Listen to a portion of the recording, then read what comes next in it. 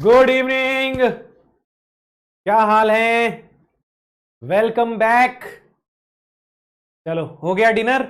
आ गए सब?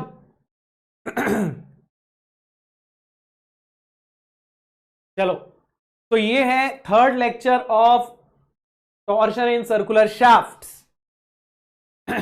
राधे राधे।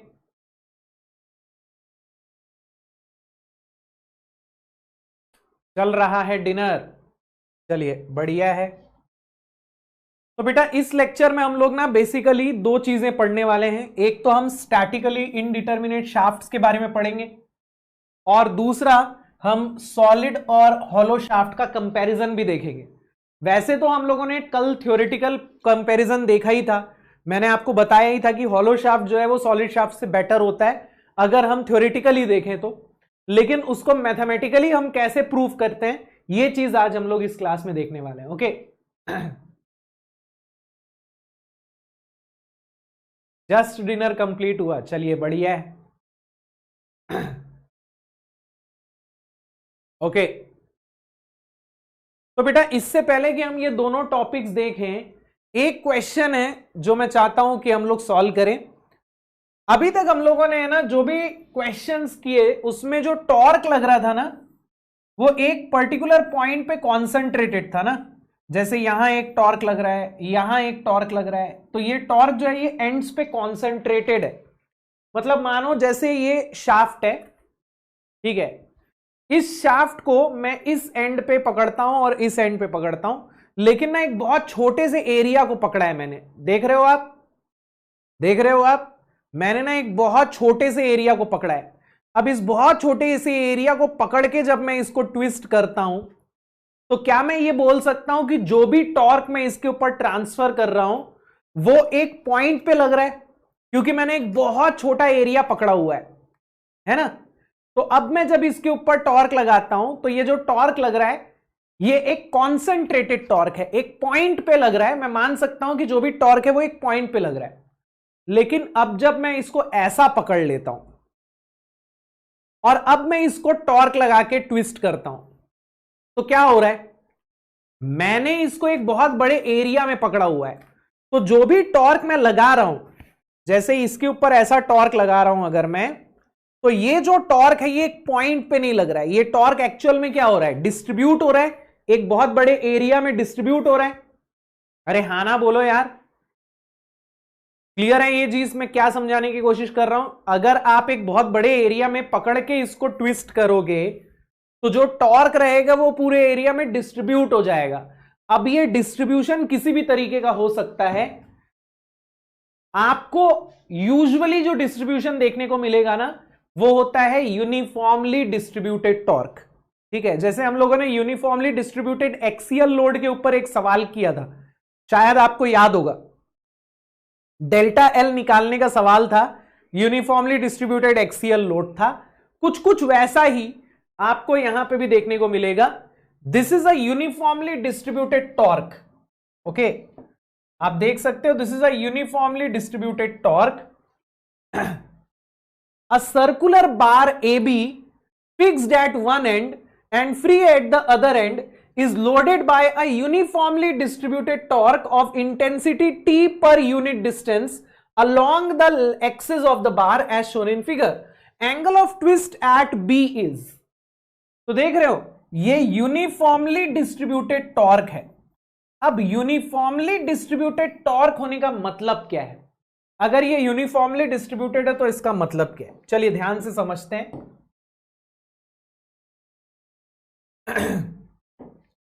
ये मान लीजिए मेरी शाफ्ट है जो कि इस एंड पे फिक्स्ड है, ठीक है, और मैंने इसके ऊपर एक यूनिफॉर्मली डिस्ट्रीब्यूटेड टॉर्क लगाया हुआ।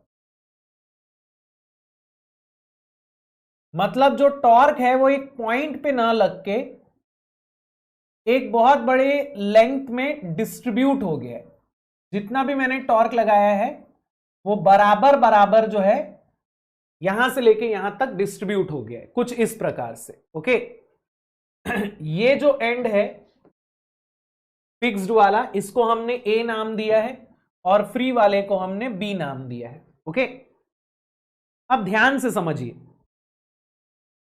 अगर मैं कोई भी सेक्शन कंसिडर करूं, अगर मैं कोई भी सेक्शन कंसिडर करूं जो यहां से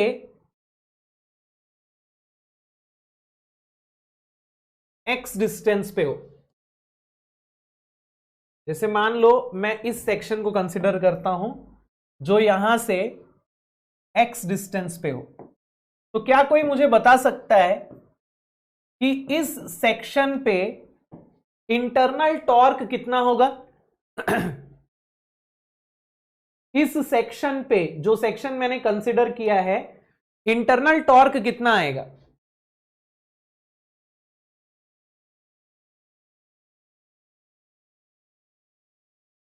What will be the internal torque here?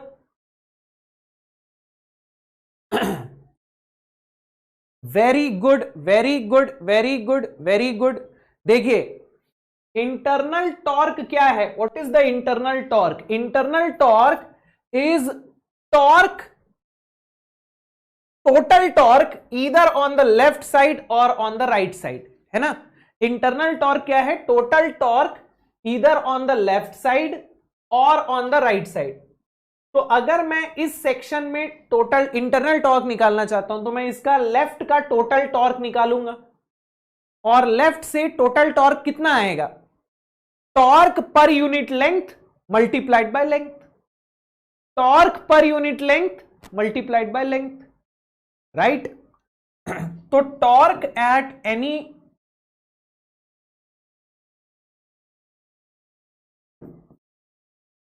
Distance x from b, अगर मैं b से x डिस्टेंस का टॉर्क निकालूंगा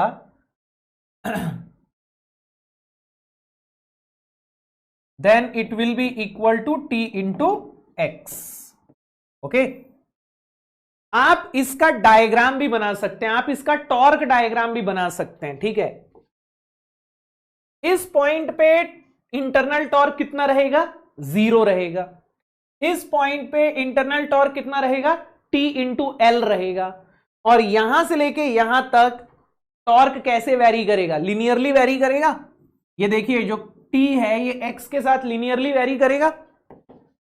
तो आपको टॉर्क डायग्राम कैसा मिलेगा?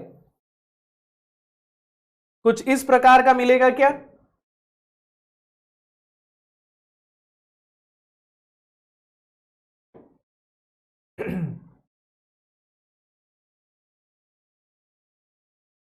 कुछ इस प्रकार का मिलेगा क्या? यहां 0 रहेगा और यहां TL रहेगा, है ना? तो टॉर्क जो है वो x के साथ लिनियरली वेरी कर रहा है। What is this? This is the torque diagram. बहुत बढ़िया। चलिए, तो अब मुझे यह क्लियर हो चुका है कि किसी भी x डिस्टेंस का टॉर्क मैं कैसे निकालूंगा, है ना? अब अगर मुझे B पॉइंट का थीटा निकालना है तो मुझे थीटा AB निकालना पड़ेगा ना। B से लेके A तक का टोटल थीटा निकालना पड़ेगा। उसके लिए मैं डायरेक्ट फॉर्मूला नहीं लगा सकता, तो यहां मैं क्या करने वाला हूं? यहां मैं एक छोटा सा एलिमेंट लूंगा, बहुत छोटा सा, बहुत पिदरू सा एलिमेंट लूंगा। ये एलिमेंट मान लीजिए यहां से x डिस्टेंस पे है, और इस एलिमेंट की लेंथ मान लीजिए कितनी है? dx है।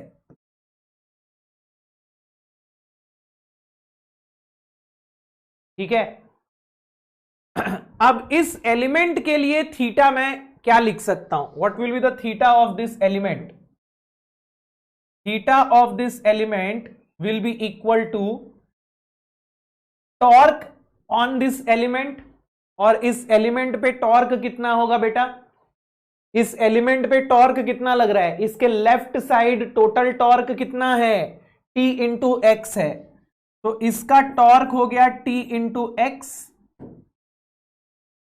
length of this element, which is dx, divided by g into j. What is this? This is theta of this very small element. हाँ कि ना?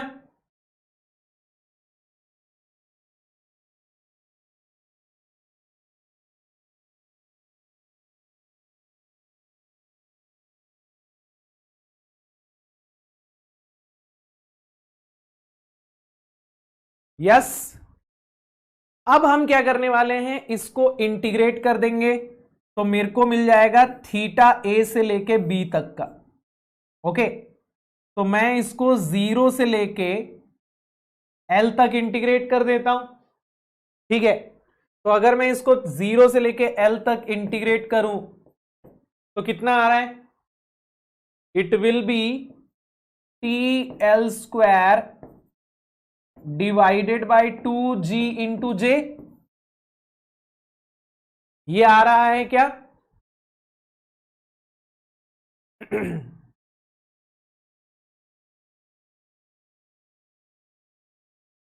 Very good.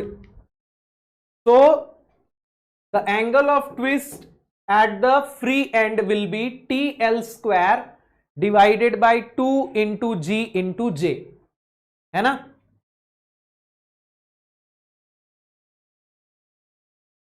चलिए, बहुत बढ़िया। तो आई होप आपको यूनिफॉर्मली डिस्ट्रीब्यूटेड टॉर्क का कॉन्सेप्ट क्लियर है। अगर यूनिफॉर्मली डिस्ट्रीब्यूटेड टॉर्क के ऊपर क्वेश्चन आएगा तो बन जाएगा, है ना? वैसे तो अभी तक यूनिफॉर्मली डिस्ट्रीब्यूटेड टॉर्क के ऊपर क्वेश्चन गेट में आया नहीं है, बट आने के चांसेस पूरे हैं। तो अगर आएगा तो आपको कॉन्सेप्ट पता है, राइट? चलो, तो आगे चलें नेक्स्ट क्वेश्चन पे, नेक्स्ट टॉपिक पे।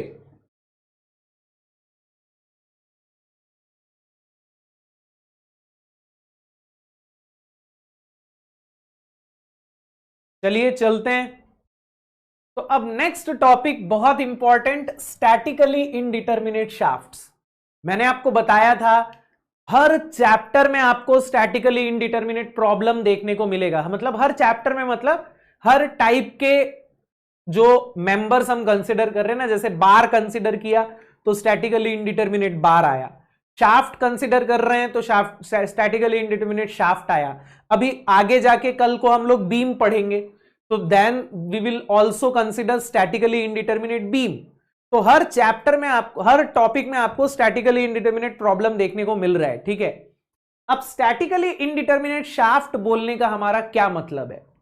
मान लीजिए एक ऐसा शाफ्ट है जो दोनों एंड पे फिक्स है।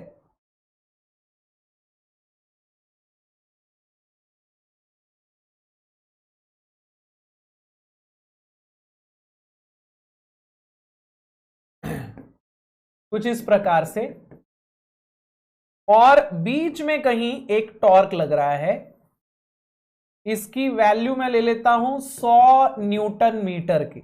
ओके, मान लीजिए ये ए पॉइंट है, ये बी पॉइंट है और ये सी पॉइंट है।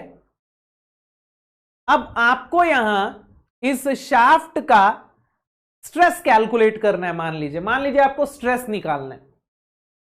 तो अगर मुझे स्ट्रेस निकालना है किसी भी सेक्शन में, यहां निकालना है या यहां निकालना है, तो मैं क्या करूंगा?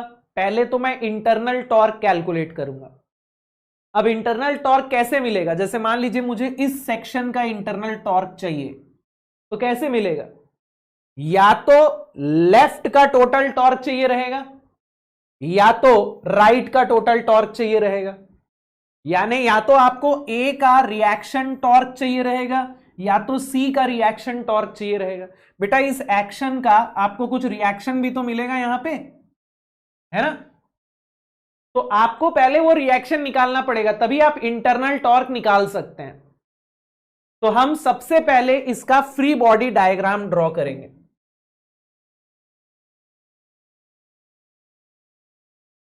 फ्री बॉडी डायग्राम यानी कि हम सपोर्ट्स हटा देंगे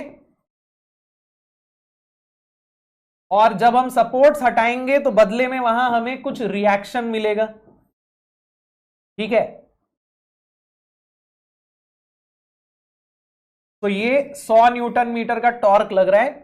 मान लीजिए यहां एक रिएक्शन ऐसा आ रहा है और यहां एक रिएक्शन ऐसा आ रहा है, इसको मैं बोल देता हूं TA, इसको मैं बोल देता हूं TC। अब हमारे पास दो रिएक्शंस हैं, तो हमें यहां दो इक्वेशंस चाहिए होंगी इन दोनों की वैल्यू निकालने के लिए। पहली इक्वेशन आएगी आपकी इक्विलिब्रियम की, और इक्विलिब्रियम इक्वेशन क्या होगी मेरे भाई? क्योंकि ये डायनेमिक इक्विलिब्रियम में है, स्टैटिक इक्विलिब्रियम में नहीं है, ये मूव कर रहा है, स्टैटिक इक्विलिब्रियम में नहीं है, डायनेमिक इक्विलिब्रियम में है। तो नेट टॉर्क क्या होना चाहिए? इसका 0 होना चाहिए ना, इसमें नेट टॉर्क 0 होना चाहिए, कोई एक्सेलरेशन प्रोड्यूस नहीं होना चाहिए।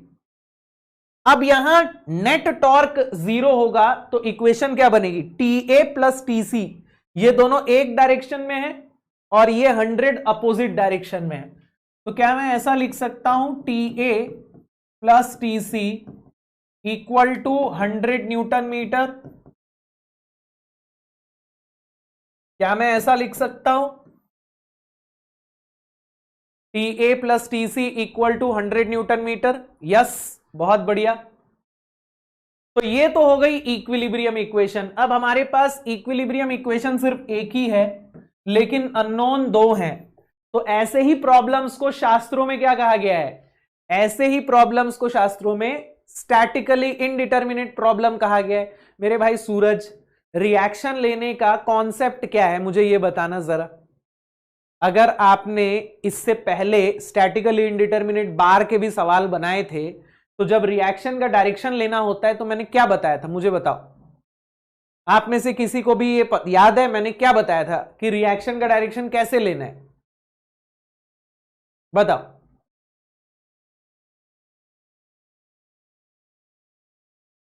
कैसे लेना है रिएक्शन का डायरेक्शन? कैसे लेना है?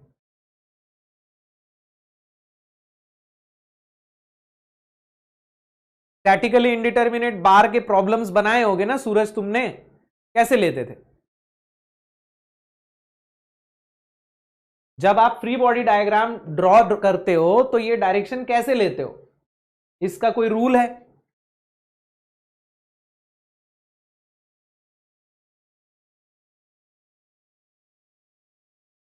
मैंने ऑलरेडी बताया हुआ है कि जब रिएक्शन आप कंसिडर करते हो आप कोई भी डायरेक्शन आर्बिट्ररी अज्यूम कर सकते हो। अगर आपका आंसर पॉजिटिव आ रहा है मतलब डायरेक्शन सही है और नेगेटिव आ रहा है मतलब आपकी डायरेक्शन गलत है। तो आप कोई भी डायरेक्शन अज्यूम करके बना दो। अब हर बारी स्टैटिकली इनडिटर्मिनेट प्रॉब्लम में मेरे को समझाना पड़ेगा क्या? हाँ, ये अलग से अपने से कैसे कॉन्सेप्ट बना रहे हो कि TA और TC का डायरेक्शन सेम लेना जरूरी है क्या? ये कहां से आए ये सवाल मुझे ये बताओ भाई। हर प्रॉब्लम में मेरे को बताना पड़ेगा क्या कि रिएक्शन का डायरेक्शन कैसे लेना है? आपको इससे पहले मैंने स्टैटिकली इनडिटर्मिनेट बार के 8-10 सवाल सॉल्व करा दिए, क्लास में भी सॉल्व किए हैं, DPP भी दिए हैं, वीकली टेस्ट भी हो चुका होगा शायद आपका। आपको उसके बाद भी ये पूछना पड़ रहा है कि ये डायरेक्शन हमने कैसे लिए हैं, क्या TA और TC का डायरेक्शन सेम लेना जरूरी है? मतलब ऐसे क्रांतिकारी आइडिया आपके दिमाग में आता कहां से भाई? चलो, तो हमने यहां TA और TC के बीच में एक रिलेशन बना दिया, लेकिन ये इक्विलिब्रियम इक्वेशन एक है और हमारे पास अननोन दो हैं। तो दूसरी इक्वेशन हमें कहां से मिलती है? दूसरी इक्वेशन हमें मिलती है कंपैटिबिलिटी इक्वेशन से। अब कंपैटिबिलिटी इक्वेशन यहां क्या होगी? तो कोई statically indeterminate problem statically indeterminate क्यों बनता है? क्योंकि हमने उसके डिफॉर्मेशन को कंस्ट्रेन किया है। अब यहां डिफॉर्मेशन को कैसे कंस्ट्रेन किया है? यहां हमने A और C दोनों को फिक्स करके बीच में टॉर्क लगाया। टॉर्क लगाने की वजह से ये ट्विस्ट होना चाहता है, लेकिन A से लेके C तक का टोटल एंगल ऑफ ट्विस्ट क्या होना चाहिए? 0 होना चाहिए। A भी फिक्स है, C भी फिक्स है। B ट्विस्ट करेगा, लेकिन A और C ये दोनों फिक्स हैं, तो ये दोनों ट्विस्ट नहीं कर सकते।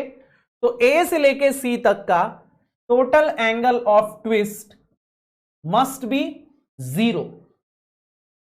तो मैं इसको लिख सकता हूं theta A B plus theta B C must be 0। मैं ऐसा क्यों कर रहा हूं?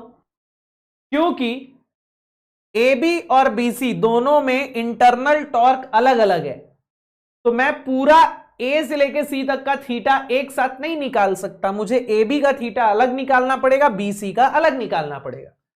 अब ए से बी तक अगर मैं सेक्शन लूंगा तो लेफ्ट से टॉर्क कितना आएगा? ए से बी तक अगर मैं सेक्शन लूंगा तो लेफ्ट से टॉर्क कितना आएगा? देखो ये हो जाएगा T L by G into J of A B plus T L by G into J of B C equal to 0। तो ए से बी तक अगर मैं टॉर्क लूंगा लेफ्ट से तो टी ए आएगा, तो यहां मैं लिख दूंगा T A into length of A B divided by G of A B into J of A B. BC के लिए अगर मैं सेक्शन लूं और लेफ्ट से ही निकालूं, यानी टीए के टर्म्स में ही निकालूं, तो टॉर्क कितना आएगा बीसी में? लेफ्ट से ही बताना मुझे, बीसी में टॉर्क कितना आएगा? टीए माइनस 100 आएगा। वेरी गुड, टीए माइनस 100 आएगा। मैं लेफ्ट से ही क्यों निकाल रहा हूं? ताकि मेरी पूरी इक्वेशन टीए के टर्म्स में बन जाए, है ना।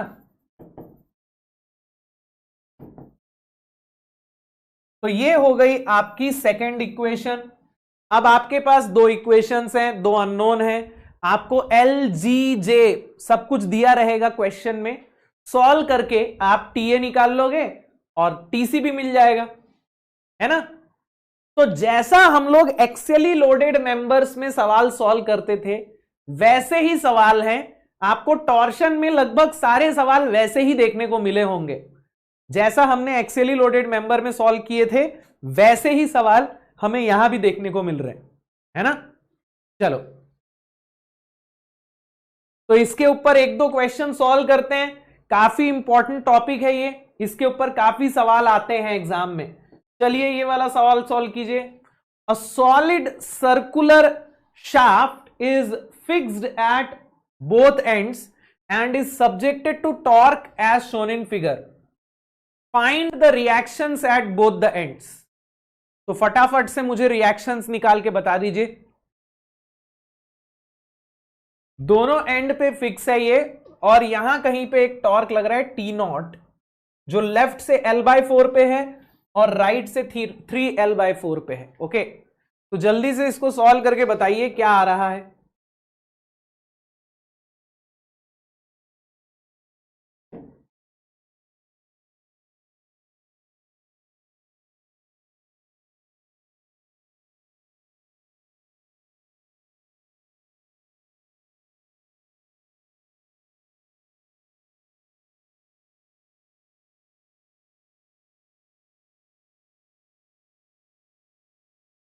आप कोई भी डायरेक्शन अज्यूम कर सकते हैं, ठीक है ना। तो this is A, this is B, this is C. Okay, तो ये टी नॉट है, इसको मैं बोल देता हूं टी ए, इसको मैं बोल देता हूं टी सी। डिस्टेंसेस क्या हैं? ये L/4 है और ये 3L/4 है। ओके, तो इक्विलिब्रियम इक्वेशन अगर आप लगाओगे तो आपको इक्विलिब्रियम इक्वेशन से मिल जाएगा T A plus T C equal to T nought. अब हम कंपैटिबिलिटी इक्वेशन लगाएंगे, तो कंपैटिबिलिटी इक्वेशन से क्या आएगा? Theta A C equal to 0, यानी theta A B plus B C equal to 0। अब ए बी के लिए टॉर्क कितना है? टी ए है। लेंथ कितनी है? L/4 है। G इंटू जे जो है वो सेम है, ए बी और बी सी का G इंटू जे सेम है। अब बी सी के लिए टॉर्क कितना हो जाएगा? T A minus T not हो जाएगा ना, और लेंथ इसकी 3L/4 है।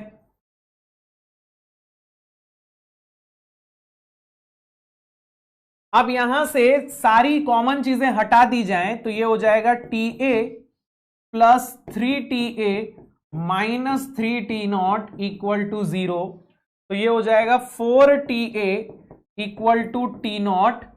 तो TA will be equal to 4TA will be equal to 3T0, तो TA will be equal to 3T0/4, है ना।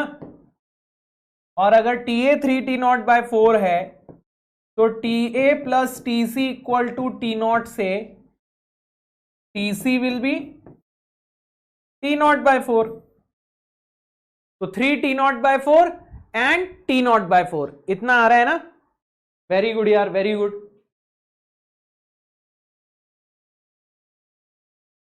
तो ये सबसे बेसिक प्रॉब्लम है स्टैटिकली इनडिटर्मिनेट शाफ्ट्स में, है ना। सबसे बेसिक वाला प्रॉब्लम ये है। अब इससे थोड़ा सा कॉम्प्लिकेट करते हैं, थोड़ा सा, ज्यादा नहीं, थोड़ा सा कॉम्प्लिकेट करते हैं। ओके, तो थोड़ा सा कॉम्प्लिकेट करने पे अगला सवाल आपको ये देखने को मिलेगा।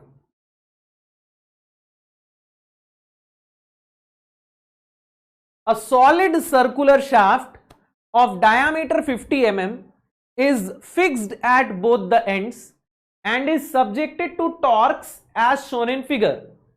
Maximum shear stress in the shaft is. चलिए इसको खुद से सॉल्व कीजिए।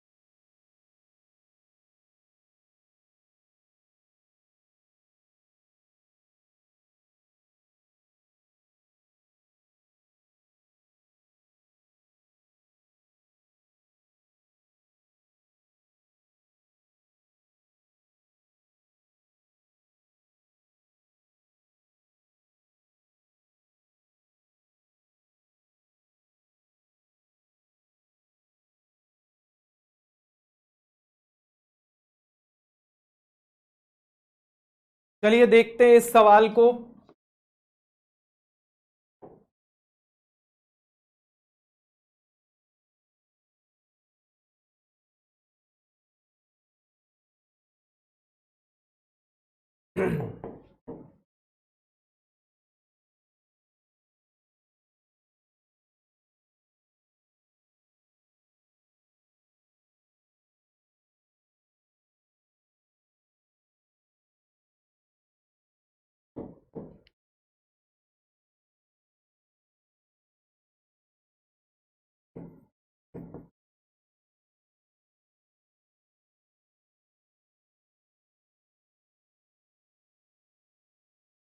ओके, तो अब यहां रिएक्शंस का पहले तो डायरेक्शन अज्यूम कर लेते हैं, ठीक है।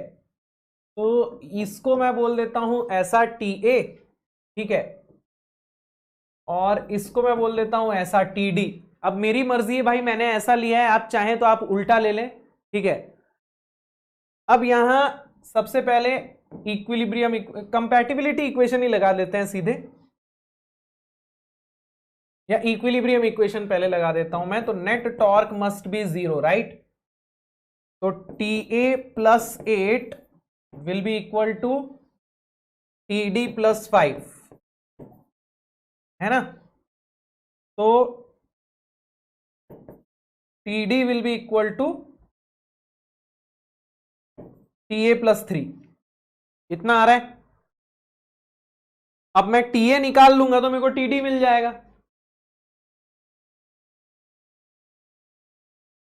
तो कंपैटिबिलिटी इक्वेशन क्या बनेगी, theta A D will be equal to 0। तो ये हो जाएगा theta A B plus B C plus C D equals to 0। अब ए बी का टॉर्क लेफ्ट से अगर आप देखोगे तो ये रहेगा टी ए, ठीक है, और ए बी की लेंथ कितनी है, 1 मीटर है। अब चूंकि यहां राइट साइड में 0 वैल्यू है तो मेरे को यहां यूनिट की चिंता करने की जरूरत नहीं है ना। आपको बस इन तीनों टर्म्स में सेम यूनिट रखनी है, बाकी यूनिट कुछ भी रख लो। देन बीसी में टॉर्क कितना आएगा, तो बीसी में टॉर्क आ जाएगा टी ए माइनस 5। बीसी की लेंथ है 2 मीटर,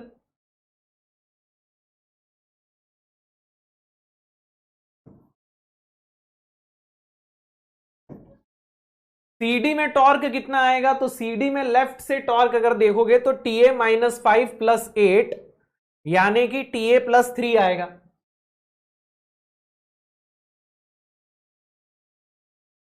और इसकी लेंथ कितनी है, 1.5 मीटर है।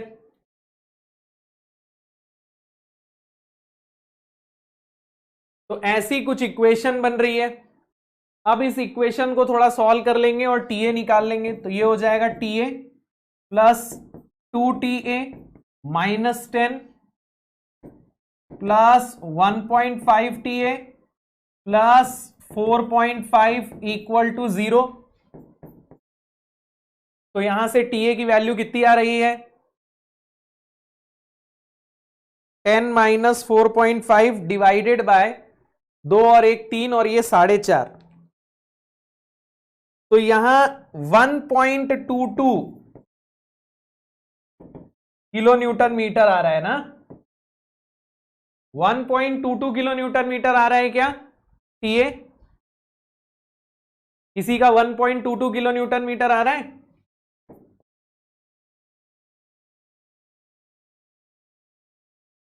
तो टीडी हो जाएगा 4.22 किलो न्यूटन मीटर, है ना। अब ध्यान देना, आपको यहां मैक्सिमम शियर स्ट्रेस निकालना है। अब पूरे शाफ्ट का डायामीटर सेम है, राइट। शाफ्ट का डायामीटर तो कांस्टेंट है, तो tau maximum equals to 16T by pi D cube में मैं बोल सकता हूं tau maximum will be proportional to T. तो जहां टी सबसे ज्यादा होगा वहां टाउ मैक्सिमम सबसे ज्यादा आएगा। तो टी सबसे ज्यादा कहां आ रहा है, A B B C C D में, तीनों में टी निकाल के बता दो मेरे को कितना कितना आ रहा है।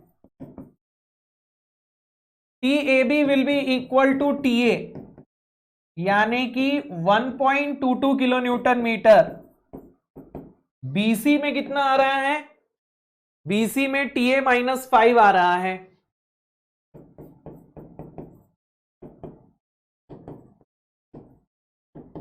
तो ये कितना आ जाएगा?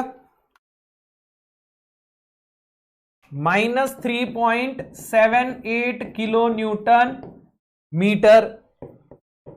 और CD में कितना टॉर्क आएगा? तो राइट साइड से ले लोगे, TC के बराबर आएगा, यानी कि 4.22 किलो न्यूटन मीटर। तो सबसे बड़ा टॉर्क कौन सा है? सबसे बड़ा ये है, T मैक्सिमम 4.22। तो बस इसी सेक्शन में सबसे ज्यादा टॉर्क टाउ मैक्सिमम आएगा। तो tau maximum will be equal to 16 into T of CD divided by pi d cube। तो ये हो जाएगा कितना? 4.22 into 10 to the power 6 divided by pi into diameter कितना दिया हुआ है दोस्त? 50 mm दिया हुआ है। तो यहां से you are going to get the value of tau maximum. कितना आ रहा है?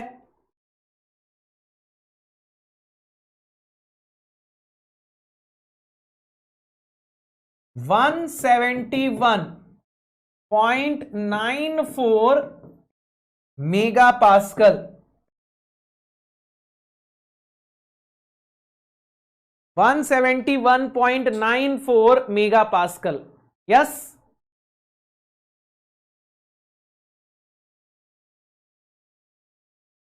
चलिए, बहुत बढ़िया, बहुत बेहतरीन। 171.94 मेगा पास्कल।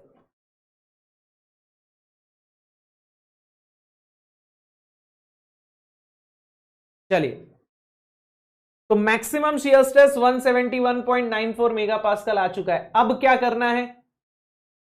हो गया, चलो इतना ही था। तो स्टैटिकली इंडिटरमिनेट शाफ्ट के ऊपर सवाल बन जाएंगे मेरे हिसाब से, तो है ना। अब स्टैटिकली इंडिटरमिनेट शाफ्ट से ही रिलेटेड एक दूसरा टॉपिक है, कंपोजिट शाफ्ट। ठीक है, यह भी एक स्टैटिकली इंडिटरमिनेट शाफ्ट ही है।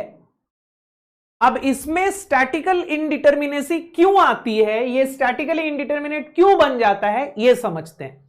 सबसे पहले तो यह समझते हैं कि एक कंपोजिट शाफ्ट क्या होता है। हम ऑलरेडी डिस्कस कर चुके हैं कंपोजिट का मतलब क्या होता है। याद है, बार्स के केस में भी मैंने आपको कंपोजिट बार पढ़ाया था। कंपोजिट का मतलब क्या होता है? What do we mean by composite? Composite का मतलब जो एक से ज्यादा मटेरियल से मिलके बना हो, है ना।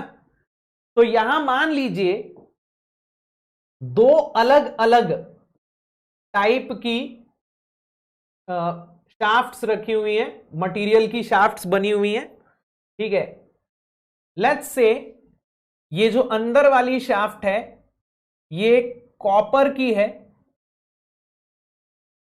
और बाहर वाली शाफ्ट जो है ये स्टील की है।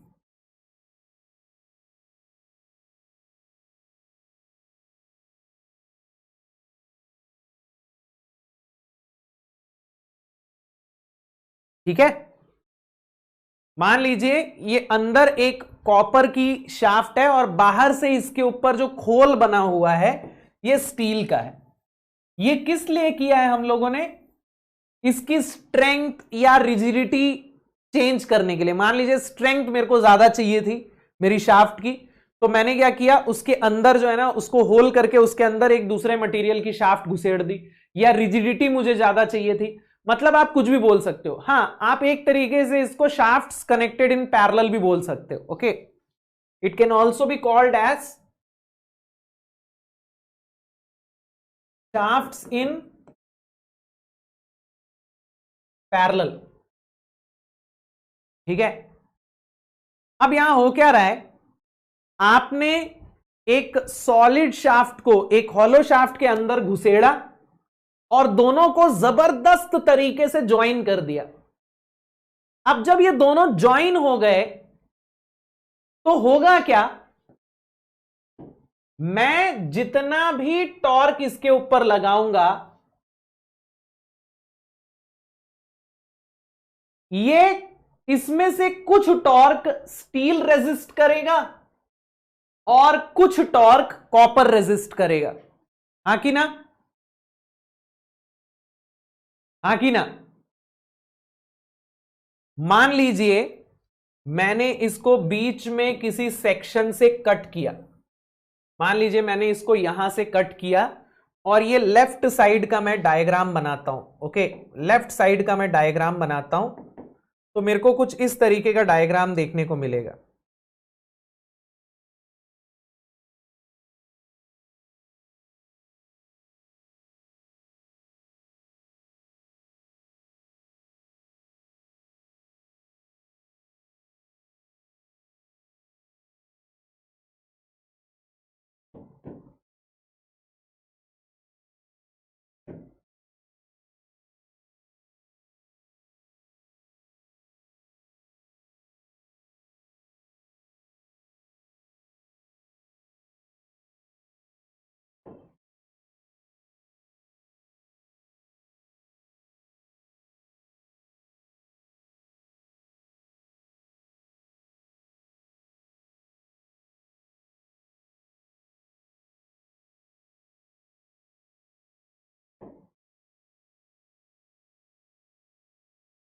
डायग्राम उतना बढ़िया नहीं बना है, ठीक है ना, तो काम चला लेना। एक सेकेंड, तो बहुत ही दर्दनाक बन गया था थोड़ा, फिर भी इसको मैं ठीक कर देता हूं।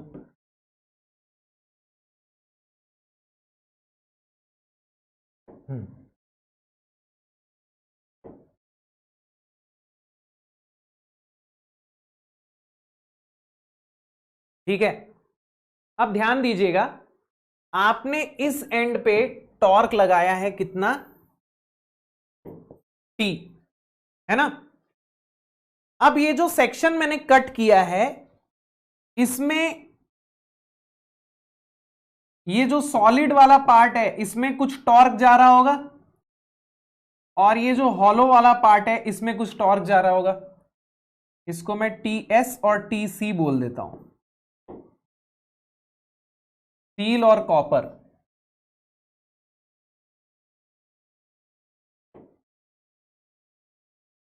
है ना।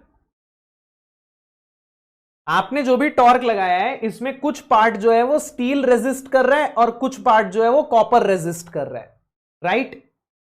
अब आपको यहां टीएस और टीसी दोनों की वैल्यू चाहिए, तो आपके पास दो इक्वेशन होनी चाहिए। तो पहली इक्वेशन हमारे पास इक्विलिब्रियम इक्वेशन की आ जाएगी, नेट टॉर्क जो है वो 0 होना चाहिए, है ना। तो नेट टॉर्क कितना हो जाएगा, मैं ऐसा लिख सकता हूं TS plus TC equal to T. एक इक्वेशन ये बन जाएगी,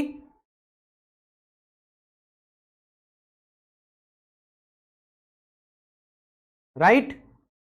TS plus TC equal to T, steel का टॉर्क प्लस कॉपर का torque will be equal to total torque, TS plus TC will be equal to this total torque T. अब मेरे पास equilibrium equation एक ही है, तो मेरे को अगर दूसरा इक्वेशन चाहिए तो मैं क्या करूंगा, कंपैटिबिलिटी इक्वेशन लगाऊंगा। तो इतना तो आपको समझ में आ गया होगा कि यह भी एक स्टैटिकली इनडिटर्मिनेट प्रॉब्लम ही है। अब कंपैटिबिलिटी इक्वेशन क्या बनेगी बेटा, कंपैटिबिलिटी इक्वेशन क्या बनेगी, आपने चूंकि दोनों शाफ्ट्स को जबरदस्त तरीके से ज्वाइन किया हुआ है, तो जब आप इसके ऊपर टॉर्क लगाओगे तो ये जो स्टील वाला पार्ट है ये जितना ट्विस्ट होगा कॉपर वाला पार्ट उतना ही ट्विस्ट होना चाहिए, क्योंकि दोनों एक दूसरे से जुड़े हुए हैं। Yes, very good.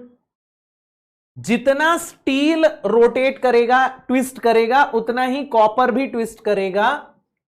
तो यहां मैं लिख सकता हूं theta of steel will be equal to theta of copper, यानी कि T L by G J of steel will be equal to TL by Gj of copper. So this will become your second equation. अब equation number 1 and equation number 2 इन दोनों को solve करके we can find the value of the torque developed in steel, internal torque in steel and internal torque in copper. क्या ये point सबको clear हो चुका है?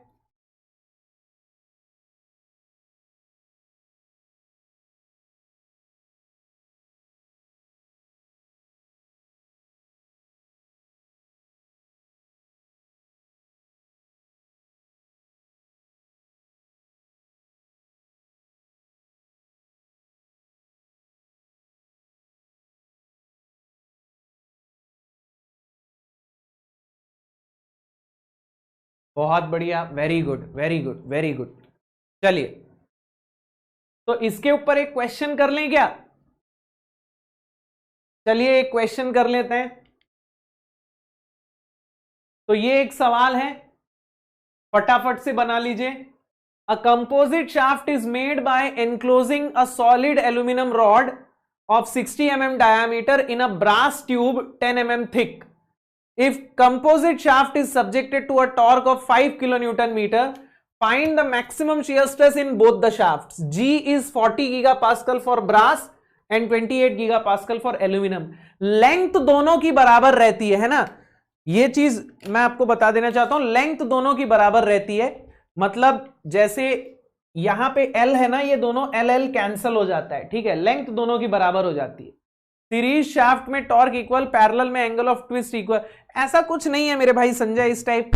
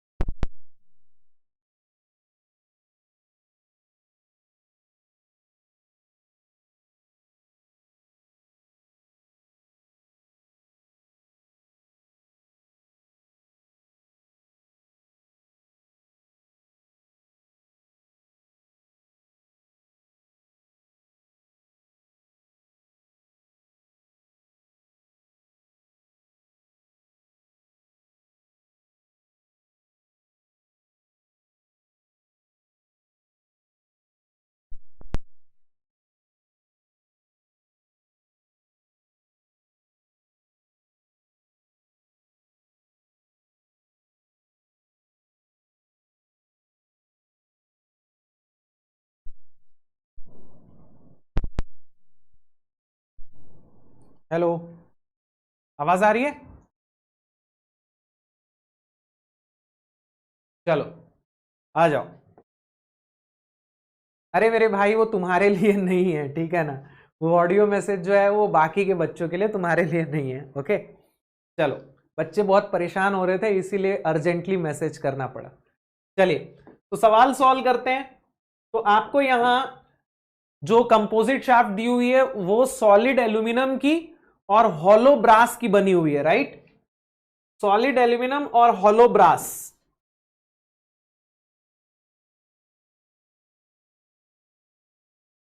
मतलब कुछ इस प्रकार का है मामला।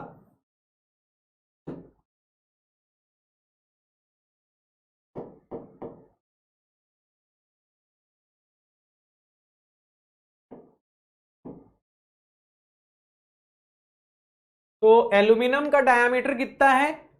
60 mm है और ब्रास की थिकनेस 10 mm है। तो दिस इज 60 mm।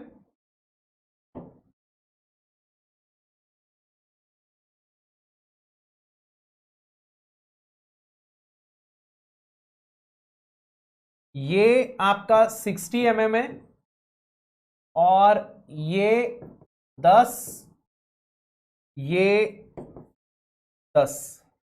तो ये टोटल बाहर का कितना हो जाएगा? ये 80 हो जाएगा क्या?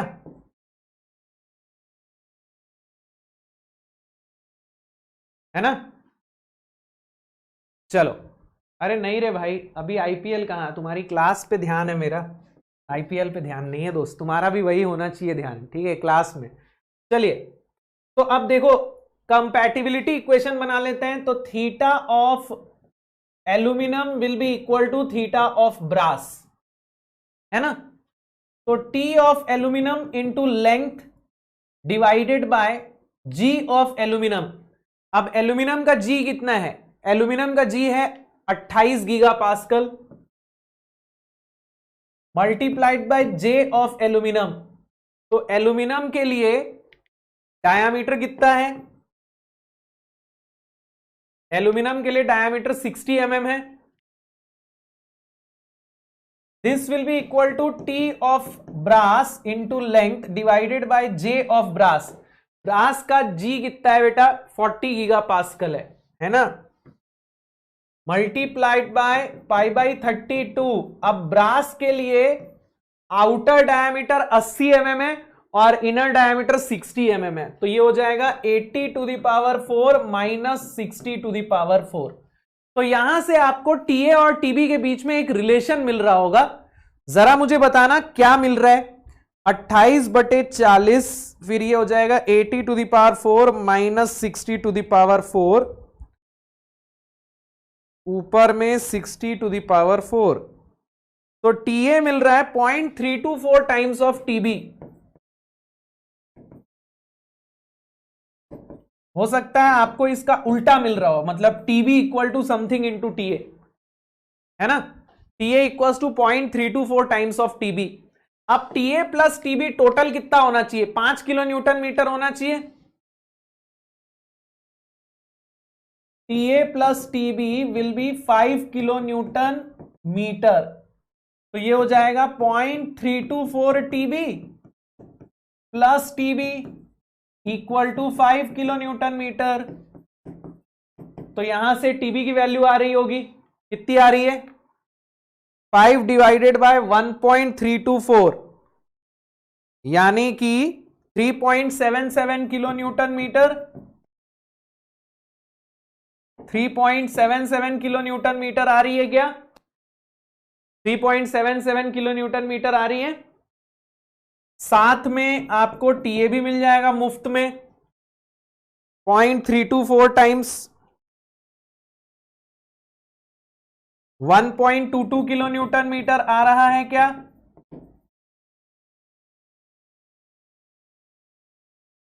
Three 3.77 and 1.22। चलिए अब आपको मैक्सिमम शियर स्ट्रेस निकालना है एल्यूमिनियम में और ब्रास में। तो सबसे पहले हम एल्यूमिनियम का निकाल लेते हैं। तो टाउ मैक्सिमम इन एल्यूमिनियम। अब एल्यूमिनियम सॉलिड है तो उसका मैक्सिमम शियर स्ट्रेस जो है वो कुछ इस प्रकार से मिलेगा।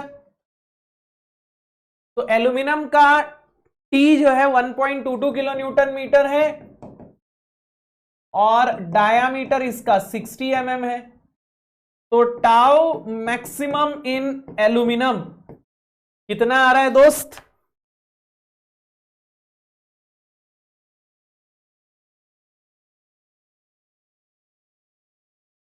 $28.76 मेगा पास्कल। इतना आ रहा है क्या? 28.76 मेगा पास्कल। इसके आसपास थोड़ा बहुत ऊपर नीचे आ रहा होगा। अब टाउ मैक्सिमम इन ब्रास भी निकाल लेते हैं दोस्त। तो ब्रास एक हॉलो शाफ्ट है, तो इसका फॉर्मूला क्या हो जाएगा? इसके लिए फॉर्मूला आ जाएगा 16T by pi D outer cube 1 minus K to the power 4, है ना? तो ये हो जाएगा 3.77 into 10 to the power 6 divided by pi D outer cube 1 minus K to the power 4। तो 6/8 कितना होता है? 0.75 होता है। इसका k जो है वो 0.75 है। तो यहां से टाउ मैक्सिमम इन ब्रास भी मिल जाएगा। कितना आ रहा है? 16 into 3.77 into 10 to the power 6 pi by 8t cube 1 minus 0.75 to the power 4। कितना आ रहा है? 54.86 मेगा पास्कल आ रहा है क्या?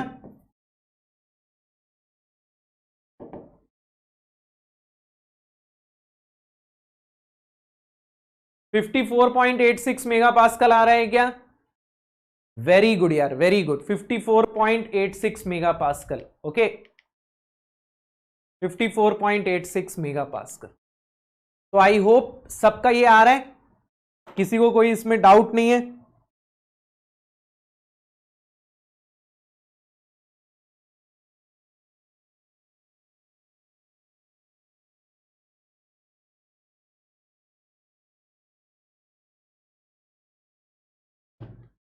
क्लियर है? चलिए, बहुत सही है।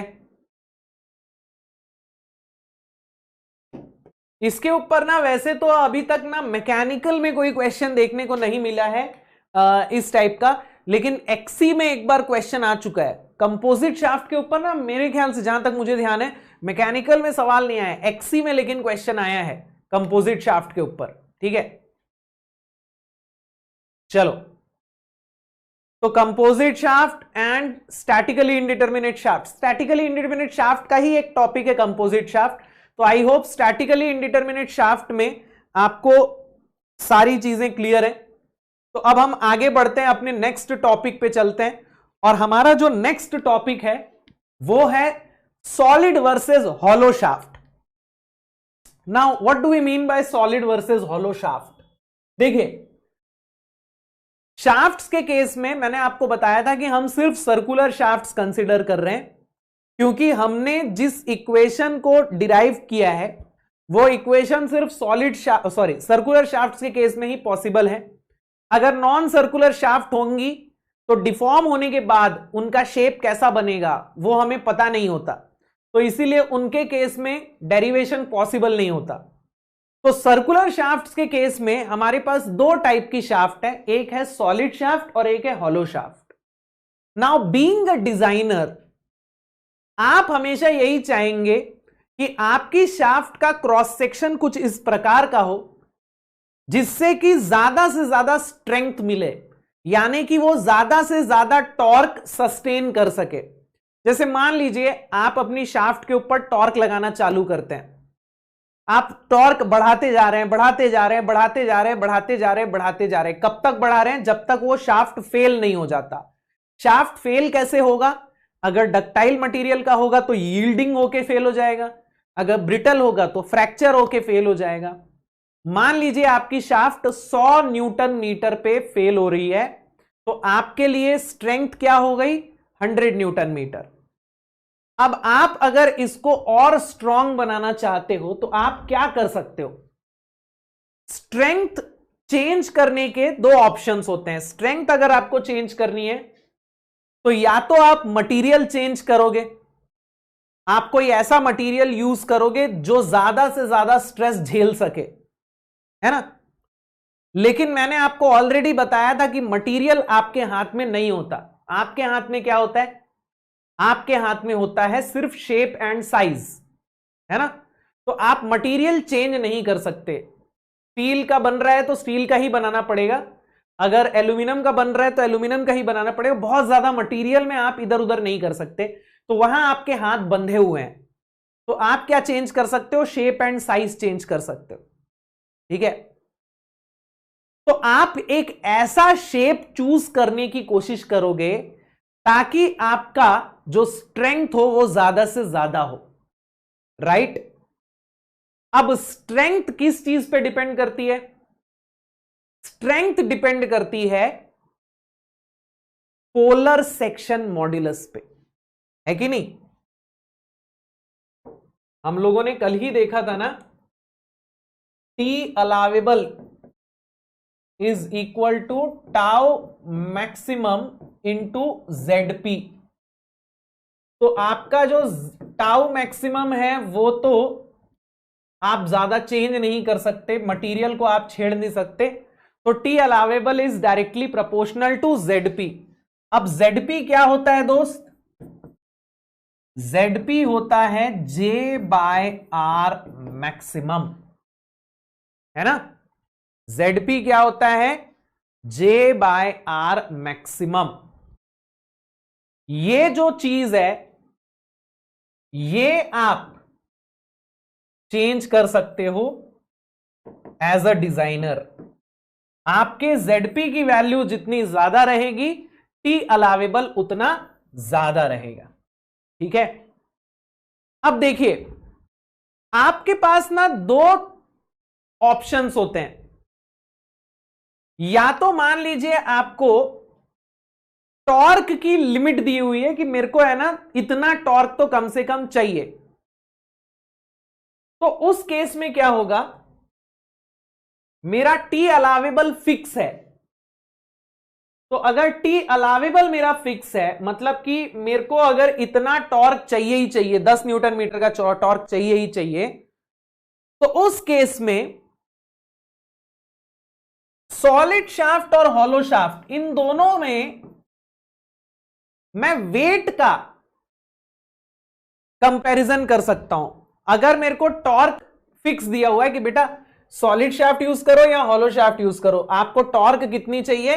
100 न्यूटन मीटर की टॉर्क चाहिए, ओके। तो उस केस में कंपैरिजन किसका होगा? वेट का होगा, कि 100 न्यूटन मीटर का टॉर्क अगर पैदा करना है तो सॉलिड शाफ्ट और हॉलो शाफ्ट दोनों में से किसमें वेट ज्यादा आएगा। तो एक कंपैरिजन ये होता है जहां आपका टॉर्क फिक्स होता है और आप वेट को कंपेयर करते हो कि सॉलिड शाफ्ट और हॉलो शाफ्ट दोनों में से वेट किसका ज्यादा आएगा। वेट को क्यों कंपेयर कर रहे हैं भैया? वेट को इसलिए कंपेयर कर रहे हैं क्योंकि आपका मटेरियल कॉस्ट जो है वो वेट पे डिपेंड करता है ना। आप मटेरियल कैसे खरीदोगे? जैसे मान लीजिए आपको स्टील खरीदना है तो आप पर केजी के हिसाब से खरीदोगे ना। 1 किलो स्टील का ये भाव चल रहा है, 1 किलो एल्यूमिनियम का ये भाव चल रहा है ना। तो आप मटेरियल जो है वो पर केजी के हिसाब से खरीदोगे। तो उस केस में आप वेट का कंपैरिजन करोगे कि अगर मुझे 100 न्यूटन मीटर का टॉर्क चाहिए तो मैं सॉलिड शाफ्ट यूज करूंगा तो कितने केजी का शाफ्ट यूज करना पड़ेगा, और अगर मैं हॉलो शाफ्ट यूज करूंगा तो कितने केजी का शाफ्ट मेरे को यूज करना पड़ेगा, ठीक है। या फिर ऐसा हो सकता है कि वेट की पाबंदी हो कि भैया मैं 100 किलो का शाफ्ट यूज कर सकता हूं, वो चाहे सॉलिड हो या हॉलो हो। तो अब कंपैरिजन किसका होगा? अब कंपैरिजन होगा दोनों के टी अलावेबल का, कि वेट फिक्स है। तो अब ये बताओ कि टी अलावेबल किसका ज्यादा होगा, सॉलिड शाफ्ट का कि हॉलो शाफ्ट का? मतलब 100 किलो की सॉलिड शाफ्ट है और 100 किलो की हॉलो शाफ्ट है, तो दोनों में से टी अलावेबल किसका ज्यादा होगा? तो दो तरीकों से हम कंपैरिजन कर सकते हैं। या तो हम टी अलावेबल को फिक्स कर दें और हम ये बोलें कि सॉलिड शाफ्ट और हॉलो शाफ्ट में से वेट किसका ज्यादा किसका कम होगा, या फिर हम वेट फिक्स कर दें और ये बोलें कि टी अलावेबल किसका ज्यादा या किसका कम होगा। ओके, अब हम थ्योरेटिकली तो ऑलरेडी देख चुके हैं कि hollow shaft is always better than solid shaft, theoretically. Practically ये चीज नहीं होती, but theoretically hollow shaft better है। अब इसको मैथ्स के थ्रू हम प्रूफ भी करेंगे, हम इक्वेशंस के थ्रू प्रूफ भी करेंगे। तो मैं आपको दोनों टाइप के सवाल दूंगा, एक बार हम वेट को फिक्स करके टी अलावेबल कंपेयर करेंगे और एक बार टी अलावेबल को फिक्स करके वेट को कंपेयर करेंगे। तो चलिए हम सबसे पहले क्या करेंगे, सबसे पहले हम स्ट्रेंथ का रेशियो निकालेंगे, वेट को सेम रख रहे हैं। Find the ratio of strength of hollow shaft and solid shaft of same length, weight and material. di by do is equal to 0.5 for hollow shaft. हमने क्या किया है बेटा, हमने दोनों का वेट सेम किया है, दोनों का वेट सेम है और हम स्ट्रेंथ का यानी कि टी अलावेबल का रेशियो निकाल रहे हैं। तो हमारे पास एक सॉलिड शाफ्ट है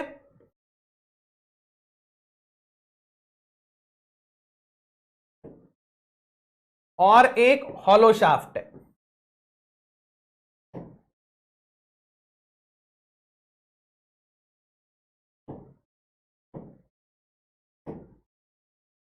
मान लेते हैं जो सॉलिड शाफ्ट है उसका डायामीटर डी है,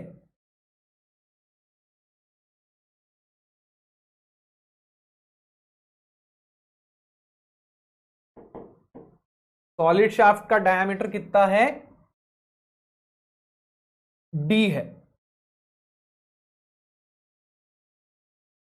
हॉलो शाफ्ट का आउटर डायामीटर मान लेते हैं डीओ है, तो इनर डायामीटर हो जाएगा डीओ बाय 2। ठीक है, अब ध्यान दीजिएगा, आपको करना क्या है, आपको दोनों के स्ट्रेंथ का रेशियो निकालना है, राइट। अब स्ट्रेंथ का मतलब क्या होता है, what is strength, strength means T allowable, right. Strength से हमारा क्या मतलब है, स्ट्रेंथ मींस टी अलावेबल, जितना ये टॉर्क झेलेगा ये उतना स्ट्रांग है। आपको टी अलावेबल का रेशियो निकालना है। Okay, now for same material, अगर मटेरियल सेम है तो T allowable of hollow shaft divided by T allowable of solid shaft will be equal to what. बेटा टी जो है वो जेड के प्रोपोर्शनल हो जाएगा ना, तो मैं ऐसा लिख सकता हूं क्या यार,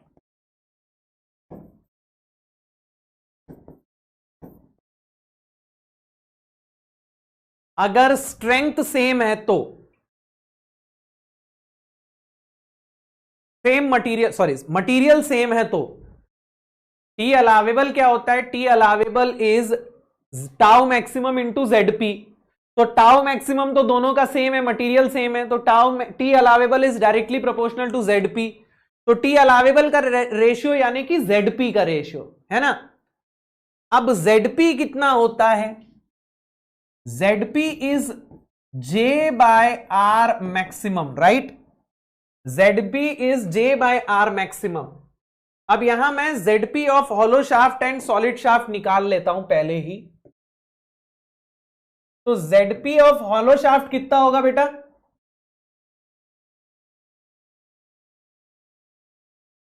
जे क्या होता है हॉलो शाफ्ट के लिए, 5/32 D outer to the power 4 minus D inner to the power 4, R maximum होता है डी आउटर बाय 2। ठीक है, अब यहां से डी आउटर को मैं कॉमन ले लेता हूं, तो डी आउटर को अगर मैं कॉमन ले लूंगा तो मेरे को क्या मिलेगा,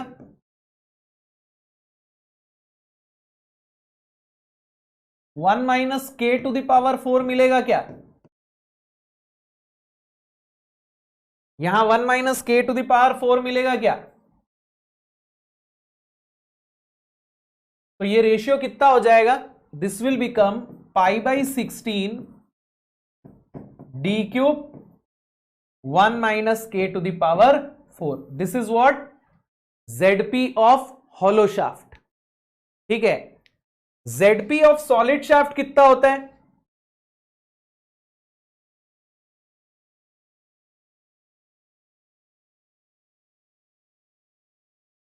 J/R maximum of solid shaft. J क्या हो जाएगा, π/32 d to the power 4, R maximum d/2. तो ZP of solid shaft is π/16 d³. तो सॉलिड शाफ्ट के लिए π/16 d³, हॉलो शाफ्ट के लिए π/16 d outer cube 1 - k to the power 4. तो अब यहां पुट कर देते हैं, तो ये हो जाएगा π/16 d outer cube 1 - k to the power 4. ये हो जाएगा π/16 d³. तो यहां से T allowable of hollow shaft upon T allowable of solid shaft कितना आ रहा है दोस्त, ये ऐसा आ जाएगा क्या, d outer by d whole cube 1 - k to the power 4. ये ऐसा आ रहा है क्या. तो अगर आपको ये रेशियो चाहिए तो आपको दो चीजों की जरूरत है, एक तो d आउटर बाई d और दूसरा k. अब k की वैल्यू तो हमको ऑलरेडी दी हुई है 0.5, k मतलब कि d inner by d outer, वो हमको ऑलरेडी दिया हुआ है 0.5. k हमें पता है, हमें d आउटर बाई d नहीं पता है. तो d आउटर बाई d कैसे निकालेंगे, d आउटर बाई d कैसे निकालेंगे,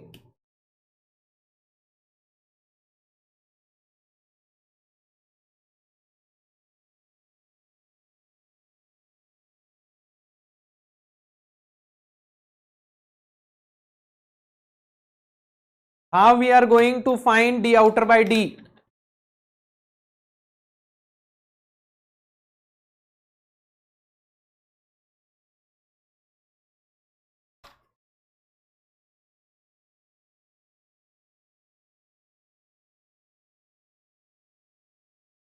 कोई बता सकता है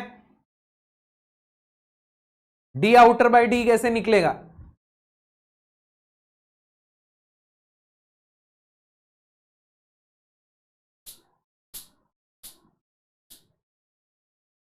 क्या हो गया भाई, अचानक से सब शांत क्यों हो गए.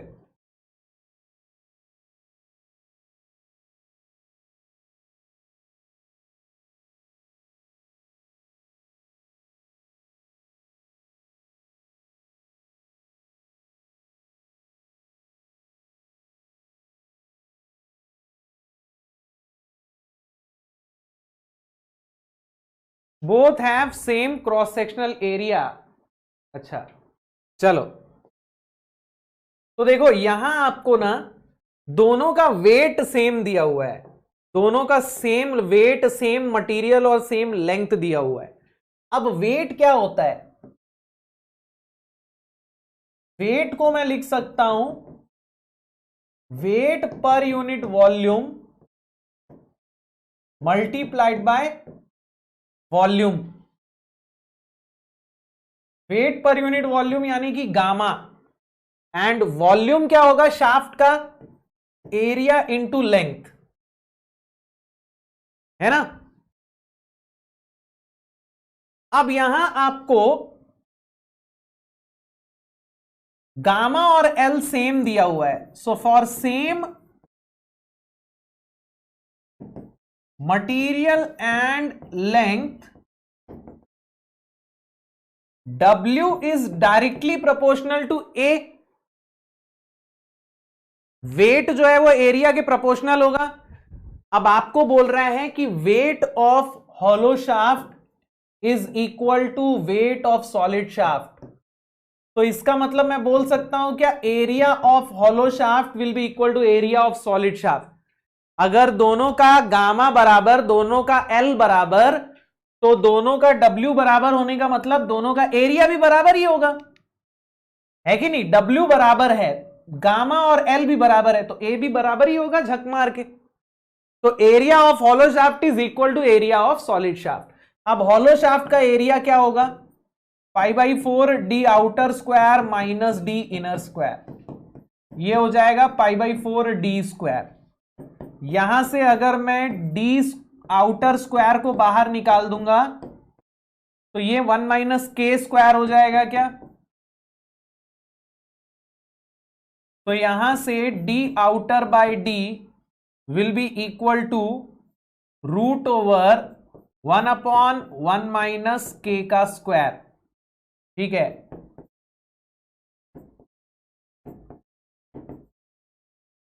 तो मुझे बता दो डी आउटर बाय डी कितना आ रहा है।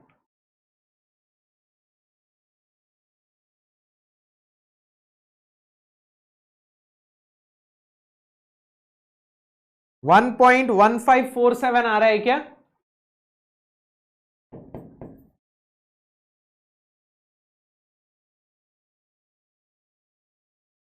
इतना आ रहा है क्या।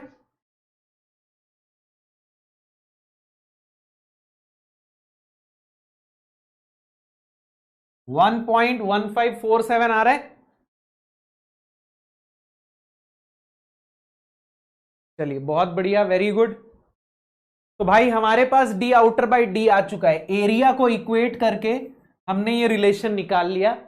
अब इसको यहां पुट कर देंगे तो टी अलावेबल का रेशियो आ जाएगा।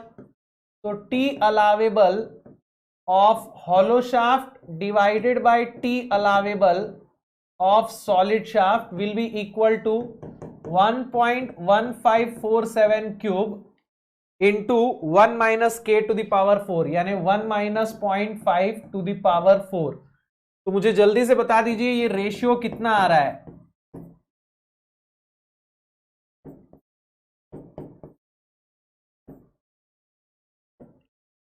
मुझे जल्दी से बता दीजिए ये रेशियो कितना आ रहा है। 1.1547 cube 1 minus 0.5 to the power 4, I am getting 1.44।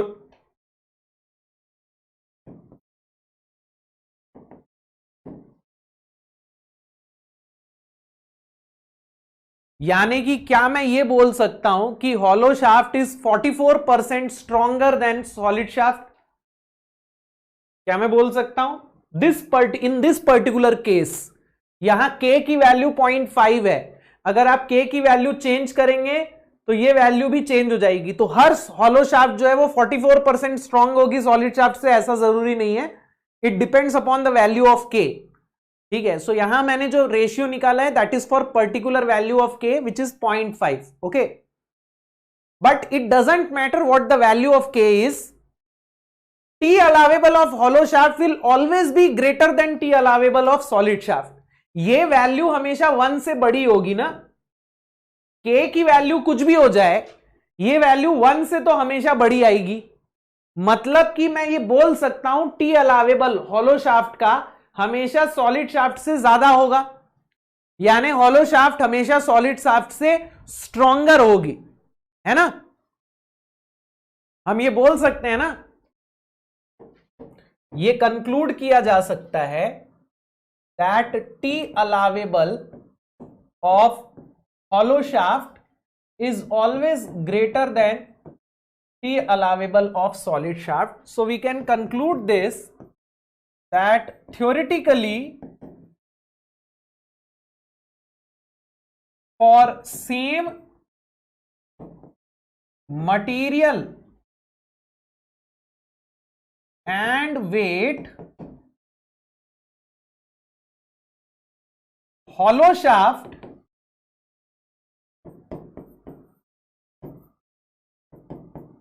is stronger than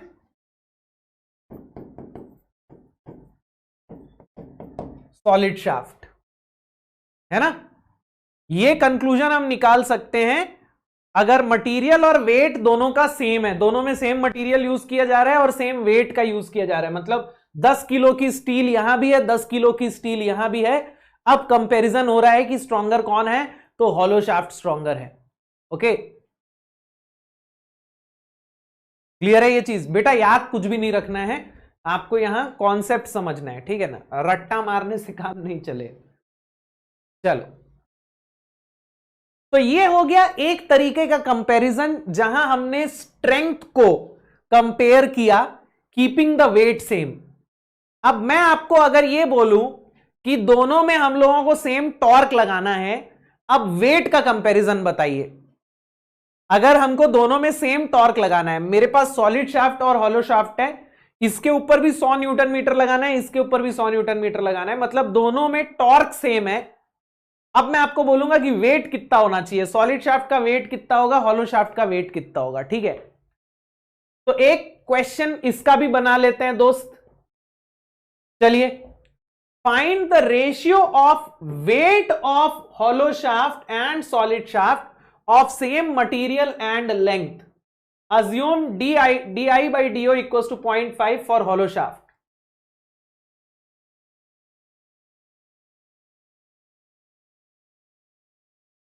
अरे यार, यहां ये क्वेश्चन पूरा नहीं हुआ है।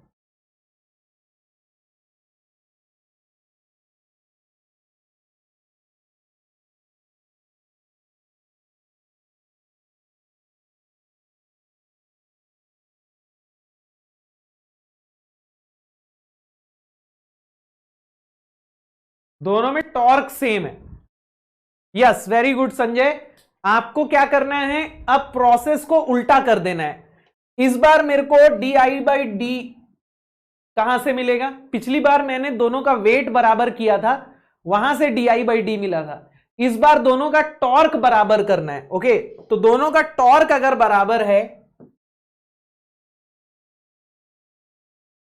तो क्या मैं बोल सकता हूं कि दोनों का ZP बराबर होगा? क्योंकि मटेरियल तो सेम है ना? अगर दोनों का टॉर्क बराबर है मतलब दोनों का ZP बराबर होगा। अब ZP जो है हॉलो शाफ्ट का कितना हो जाएगा? π/16 D outer cube 1 minus K to the power 4, और सॉलिड शाफ्ट का कितना हो जाएगा? π/16 डी क्यूब। तो इस बार मैं दोनों का ZP बराबर कर रहा हूं और अब दोनों का वेट का रेशियो निकालूंगा। पिछली बार वेट बराबर करके ZP का रेशियो निकाल रहे थे, इस बार ZP बराबर करके वेट का रेशियो निकालेंगे, ठीक है? π/16 कैंसल हो जाएगा, ये कुछ ऐसा आ जाएगा, D outer by D whole cube equals to 1/1 minus K to the power 4। तो यहां से D outer by D will be equal to 1/1 minus 0.5 to the power 4 whole to the power 1/3 under cube. तो बता दो यार कितना आ रहा है?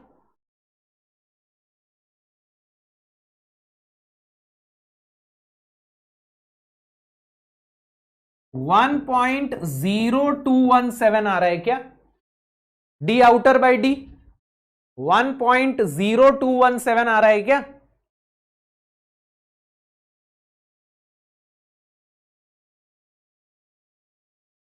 मुझे कंफर्म करना यार, इतना आ रहा है क्या? 1.0217।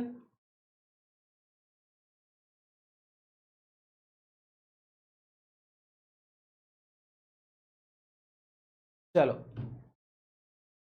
तो अब हम इन दोनों का वेट का रेशियो निकाल सकते हैं। Wait of hollow shaft divided by weight of solid shaft. अब देखो, वेट का रेशियो यानी कि एरिया का रेशियो हो जाएगा क्या भाई? अभी हम लोगों ने देखा ना, गामा और एल तो दोनों का सेम दिया है, तो वेट का रेशियो यानी एरिया का रेशियो हो जाएगा। तो यहां मैं ऐसा लिख सकता हूं क्या?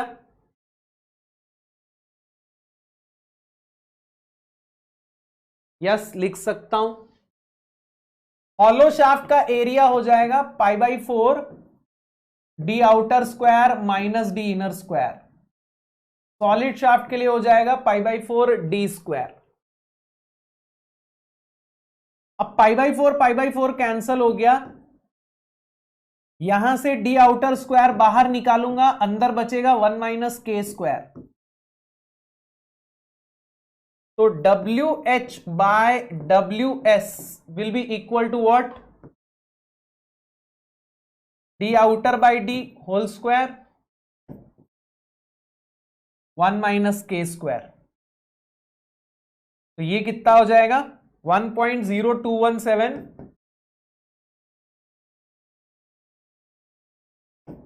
1 माइनस 0.5 का स्क्वायर।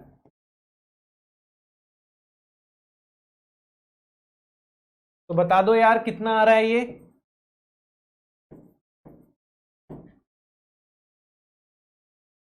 0.78 आ रहा है।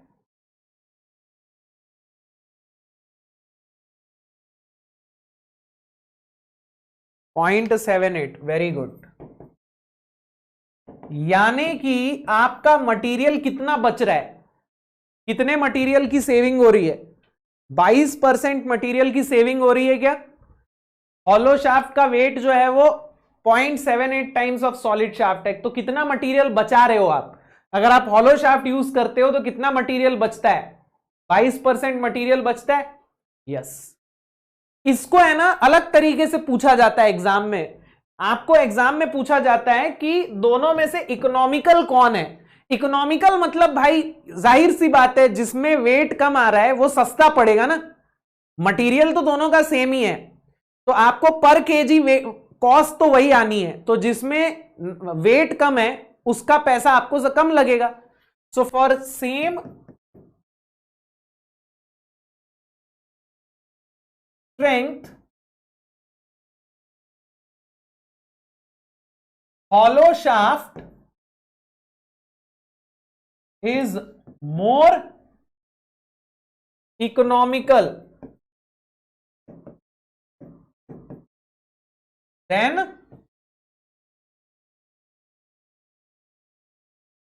solid shaft, है ना। weight of hollow shaft is less than weight of solid shaft for same strength. तो हॉलो शाफ्ट जो है वो ज्यादा इकोनॉमिकल है, मतलब कि खर्चा कम आएगा कंपेयर टू सॉलिड शाफ्ट। लेकिन ये थ्योरेटिकल एनालिसिस है, मैंने आपको ऑलरेडी बताया है। आप मशीन डिजाइन में एक चीज पढ़ोगे उसको हम क्या बोलते हैं स्ट्रेस कॉन्सेंट्रेशन। स्ट्रेस कॉन्सेंट्रेशन कब होता है, जब ऐसा होल आप ड्रिल करोगे ना, एक ऐसा होल बनेगा, ये होल की वजह से स्ट्रेसेस इंक्रीज हो जाते हैं। अभी थ्योरेटिकली आपको नहीं दिख रहा है वो, लेकिन प्रैक्टिकली यहां स्ट्रेसेस इंक्रीज हो जाते हैं। तो इसीलिए प्रैक्टिकली हॉलो शाफ्ट जो है वो हमेशा सॉलिड शाफ्ट से बेटर होगा ये जरूरी नहीं है ना। ये सिर्फ एक थ्योरेटिकल एनालिसिस है, यहां बहुत सारी चीजों को हम नेग्लेक्ट कर रहे हैं, नजरअंदाज कर रहे हैं। क्लियर है ये चीज। तो ऐसा नहीं है कि दुनिया की सारी हॉलो शाफ्ट जो है वो उनके सॉलिड शाफ्ट के काउंटर पार्ट से बेटर है, ऐसा हमेशा जरूरी नहीं। ठीक है चलिए, तो टॉर्शन इन सर्कुलर शाफ्ट में इतना ही पढ़ना है अपने को। Basically torsion in circular shaft में आपको इतना ही चीज देखना है। इससे रिलेटेड पीवाईक्यूज भी अपलोड हो जाएंगे, आपको मिल जाएंगे। ठीक है चलिए, तो कल से हम एक नया चैप्टर स्टार्ट करने वाले हैं और इस चैप्टर का नाम क्या है बेटा, इस चैप्टर का नाम है बीम। ओके, और कल हम बीम में सबसे पहला टॉपिक क्या पढ़ने वाले हैं, shear force and bending moment diagrams.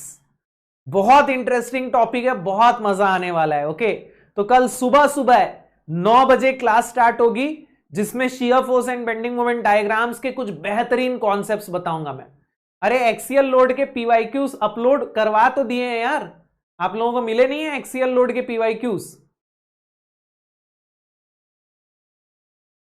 चलिए अगर नहीं हुए हैं तो मैं करवा दूंगा, वैसे मेरे ख्याल से मैंने करवा तो दिए थे, क्योंकि मेरी तरफ से तो एक्सियल लोड का पीवाईक्यू ऑलरेडी अपलोडेड है। चलिए मैं करवा दूंगा, कल ही करवा दूंगा। ठीक है, नहीं मिले तो कोई बात नहीं, मैं कल ही करवा दूंगा। हालांकि मैंने बोला हुआ था तो शायद मेरे को एक बार चेक करना पड़ेगा।